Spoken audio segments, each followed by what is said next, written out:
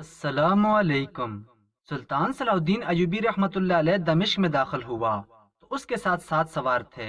तमाम मौरखीन ने यही तादाद लिखी है, लेकिन तारीख सुल्तान अयूबी के इन जानबाजों से बेखबर है, जिनमें से कोई ताजर के रूप में था, कोई बेजरर मुसलमानों के भेस में, और कोई शामी फौज के मामूली मामूली सिपाहियों के लिबास में एक एक भी, दो दो भी और चार चार की दमिश्क में टोलियों की शक्ल में दाखिल हुए थे।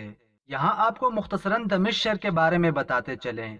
दमिश्क सूरिया का दारुल हुकूमत और दुनिया के कदीम तरीन शहरों में से एक है। इसे अलशाम भी कहा जाता है।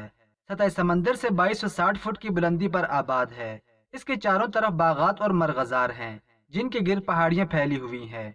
ज़माने कदीम में यह शहर अलग तरतीब आर्मेनी, अशूरा और अहले फारस के ज़ेर तसल्लुत रहा। अब अपने मौजू की तरफ बढ़ते हैं कि इनमें ज्यादा तो सुल्तान सलाउद्दीन अयूबी के खामोश हमले से पहले ही यहाँ आ गए थे, और कुछ उस वक्त दाखिल हुए थे जब दमिश्क के दरवाजे सुल्तान सलाउद्दीन अयूबी के लिए खुल गए थे। ये जासूसों का दस्ता था, जिन्हें जानबाज जासूस कहा जाता था, क्योंकि हर किस्म की लड़ाई, हर हथियार के इस्तेमाल, हर तरह की तबाहकारी के माहिर थे और दिमागी लिहाज से मुस्ताद और ज़हीन थे। इनकी सबसे बड़ी खूबी ये थी कि वो जान की परवाह नहीं करते थे। ऐसे ऐसे खतरे मोल लेते थे जिनके तसव्वुर से ही आम सिपाही बुदक जाते थे। ऐसा जज्बा सिर्फ ट्रेनिंग से पैदा नहीं होता। इस काम के लिए ऐसे जवान मुंतखब किए जाते थे जिनके दिलों में अपने मजहब का इश्क और दुश्मन की नफरत भरी हुई थी। ये जांबाज जनूनी किस्म के मुसलमान होते थे। सुल्तान ने ऐसे जानबाजों के कई दस्ते तैयार कर रखे थे। सुल्तान जो 700 सवारों के साथ दमिश्क रवाना हुआ था, तो उसने मुंतखब लड़ाका जासूस का एक दस्ता खसूसी हिदायत के साथ दमिश्क को रवाना कर दिया था। उनमें एक हिदायत ये थी कि अगर दमिश्क की फौज मुकाबले पर उतर आए तो ये जासूस शहर के अंदर अपनी समझ और जरूरत के मुताबिक तहजीबकारी करें और वो दरवाजे खोलने की भी कोशिश करें। इनमें ऐसे भी थे जिन्हें शहरों में दहशत, भगदड़, अफरा तफरी और अफवाहें फैलाने की ट्रेनिंग दी गई थी। ये लोग बाजारों, गलियों और मोहल्लों में फैल जाते और महफिलों की सूरत में ऐसी ऐसी बातें करते कि लोग खौफ से कांपने लगते।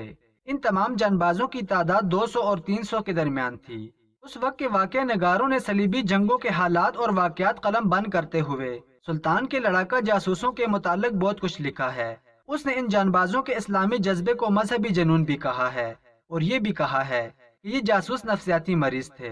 उन फ्रांसियों ने मजहबी जुनून की तौहीन की है कि इसे नफ्सियाती मरीज कहा है, लेकिन ये नफ्सियाती कैफियत ही थी। मुसलमान साहिब ईमान सिर्फ इसी सूरत में बनता है जब मजहब इसकी नफ्सियात का जुज बन जाता है। उन जानबाजों को जासूस और तबाहकारी की ट्रेनिंग अली बिन सुफियान ने और उसके दो नायबीन हसन बिन अब्दुल्ला और जहर ने दी थी, और मार्का अराई की ट्रेनिंग तजर्बाकार फौजियों के हाथों में मिली थी। अब जबकि सुल्तान दमिश्क में था और अली बिन सुफियान कायरा में था, वहाँ के अंदरूनी हालात पूरी तरह संभले नहीं थे। सुल्तान की गैर हाजिरी दमिश्क पर उसके कब्जे और खिलाफत की माजूली में मिस्र में सलीबी तहजीबकारी का खतरा बढ़ गया था। इसलिए अली बिन सुफियान को वही रहने का हुक्म दिया था। दमिश्क में उसका एक नायब हसन बिन अब्दुल्ला आया था, वही जासूस जानबाजों के दस्ते का कमांडर था। दमिश्क पर सुल्तान ने कब्जा कर लिया तो वहाँ की बेशतर फौज सुल्तान से मिल गई थी। बाकी फौज और खलीफा के बॉडीगार्ड दमिश्क से भाग गए थे। तवक्को थी कि सुल्तान उन्हें गिरफ्तार करने के लिए फौज के उनके ताक़ब में भेजेगा, लेकिन उसने ऐसी कोई हरकत ना की। 2-3 सालारों ने इसे कहा भी कि इन उमरा वगैरह को पकड़ना जरूरी है, जो भाग गए हैं वो कहीं इकट्ठे हो जाएंगे और इत्मीनान से सुल्तान के खिलाफ जंगी तैयारी करेंगे। अब जबकि सुल्तान दमिश्क में दाखिल हो चुका था, तो सुल्तान ने अपने सिपाहियों को हुक्म दिया कि जाओ और दमिश्क शहर में जितने भी मंदिर हैं उन सब को तोड़ डालो, क्योंकि अब मजीद दमिश्क के लोगों को मैं अपने अल्लाह के साथ किसी को शरीक करने की इजाजत नहीं दूंगा। सुल्तान का हुक्म सुनते ही तमाम सिपाही शाहीन की तरह गए और तमाम मंदिरों को रेजा रेजा कर दिया। लेकिन उनमें से एक मंदिर ऐसा था जिसको सिपाही तोड़ने में लगे रहे, लेकिन उसकी एक ईंट भी नहीं हिल रही थी। पूरी कोशिश करने के बावजूद सिपाहियों ने सुल्तान को आकर खबर दी कि सुल्तान माज़म शहर से हटकर एक मंदिर है, लेकिन उस मंदिर को तोड़ने के लिए हमने 10 सिपाहियों को लगाया है, लेकिन वो मंदिर टूट नहीं रहा। उसकी दीवारें दिखने में ऐसी मजबूत नहीं हैं, लेकिन हमारी समझ से बाहर है कि उसको अभी तक खराश भी नहीं आई। सुल्तान बड़ा हैरान हुआ कि आखिर उस मंदिर में ऐसी क्या बात है कि वो टूट क्यों नहीं रहा। ये बात सुल्तान के जहन में तजस्सुस डाल गई और सुल्तान अपने घोड़े पर सवार उस मंदिर की तरफ पहुंच गया। सुल्तान ने उस मंदिर को देखा तो अपने रब से दुआ मांगी और कहा, ऐ मेरे मालिक, ये वो जगह है जहाँ लोग आपके बजाय इन बुतों की पूजा करते हैं, आपकी जात के साथ इन बुतों को शरीक करते हैं। बेशक तू वहदहू ला शरीक है। ऐ मेरे मालिक, तू इस मंदिर के पीछे छुपे राज से पर्दा उठा दे।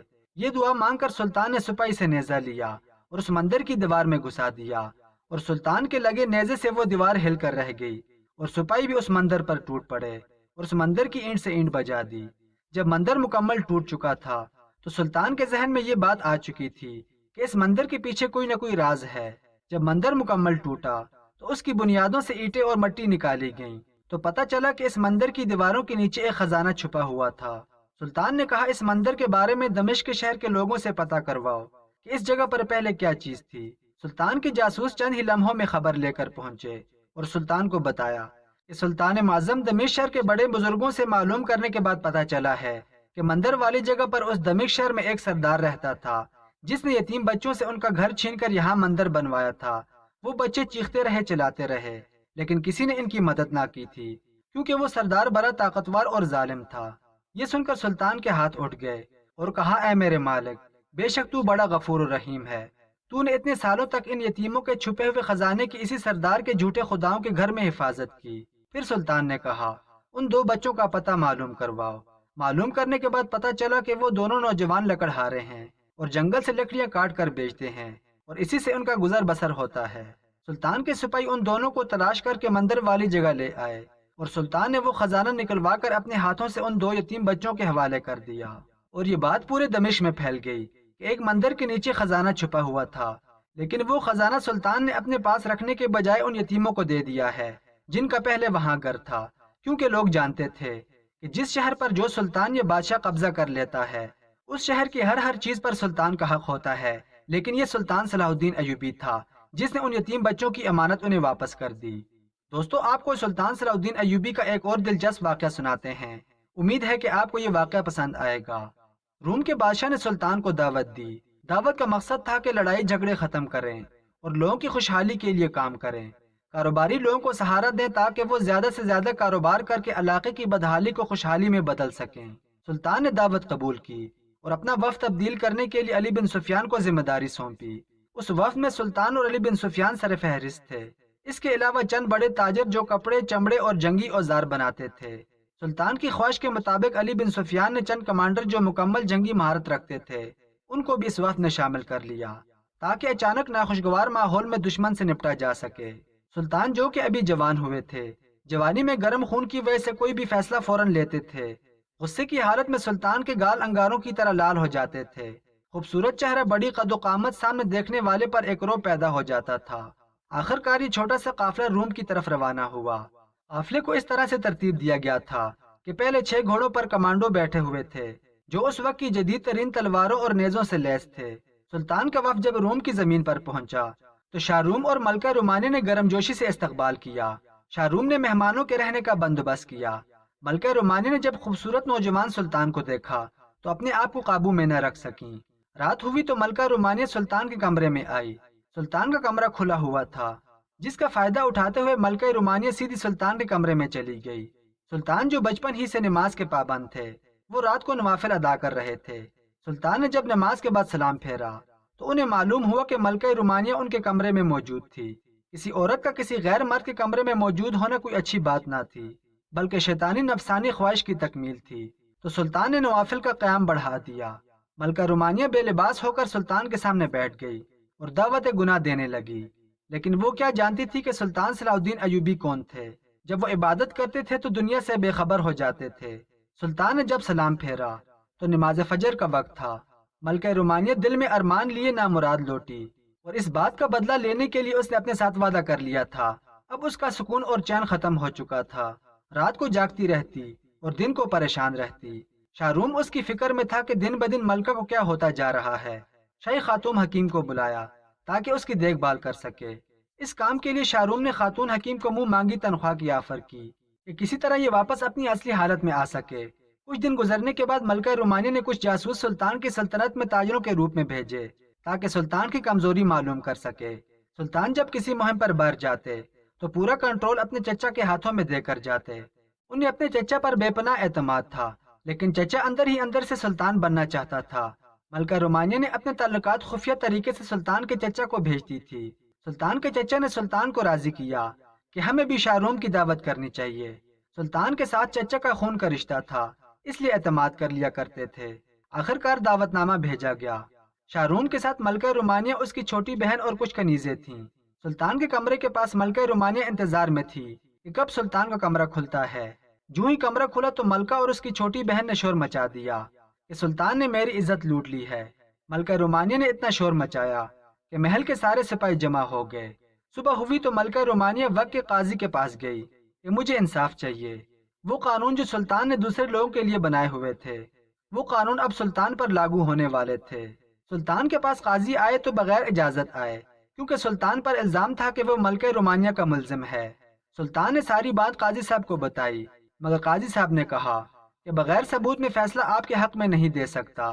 شاہ روم کے بارڈر کے پاس ایک میدان عدالت کے لیے چنا گیا تھا۔ کچھ اس میدان میں سلطان کے چاہنے والے تھے اور کچھ دشمن تھے۔ سلطان کے چچا کے چہرے پر خوشی کے تاثرات تھے، کیونکہ اس الزام پر سلطان کو سنگسار کرنا تھا یا پھر سر قلم کرنا تھا۔ اس کے چچا اپنے آپ کو مستقبل کا سلطان بنتا دیکھ رہا تھا۔ سلطان تھوڑا لیٹ ہو گئے تھے، کیونکہ انہوں نے پوری رات اللہ کی عبادت میں گزاری تھی اور دعا کرتے رہے کہ میرے اللہ مجھے اس امتحان میں سرخرو کرے۔ ملکہ رومانیہ کو دیکھ کر سلطان مسکرا رہے تھے۔ قاضی صاحب نے فیصلہ سنانا شروع کر دیا کہ سلطان زنا کے گناہ میں مرتکب ہوئے ہیں، ان کی سزا سلطان کی عوام منتخب کرے گی۔ فیصلہ سنانے کے بعد قاضی صاحب کرسی سے اٹھنے لگے۔ ملکہ رومانیہ نے قاضی صاحب کو مخاطب کرتے ہوئے کہا، آپ کے سلطان کا مرتبہ میرے سامنے اور بڑھ گیا ہے، جس نے اپنے قاضی کا فیصلہ جو کے خلاف آیا اور اسے سلطان نے قبول کیا۔ اس میں کوئی شک نہیں کہ میں سلطان سے بدلہ لینا چاہتی تھی، کیونکہ دنیا کی کوئی ایسی چیز نہیں تھی جسے میں نے چاہا ہو اور وہ مجھے نہ ملی ہو، لیکن میں نے سلطان کو چاہا، یہ مجھے نہ مل سکا۔ سلطان کی عزت میری نظروں میں اور بڑھ گئی ہے، میں نہیں چاہتی کہ وہ بے گناہ اس سزا کے مرتکب ہوں۔ قاضی صاحب نے پورے مجمع کو بتایا کہ سلطان نے یہ بات مجھے بھی بتائی تھی، لیکن ان کے پاس کوئی ثبوت نہیں تھا۔ ملکہ رومانیہ نے بتایا کہ میرے اس منصوبے میں سلطان کے چچا بھی شامل تھے۔ سلطان نے جب یہ بات سنی تو اپنے چچا کو ریاست کی بغاوت کے جرم میں قید کی سزا سنائی۔ وہ انسان جو سلطان کی موت کا انتظار کر رہا تھا، اب وہ خود موت کے دہانے پر موجود تھا۔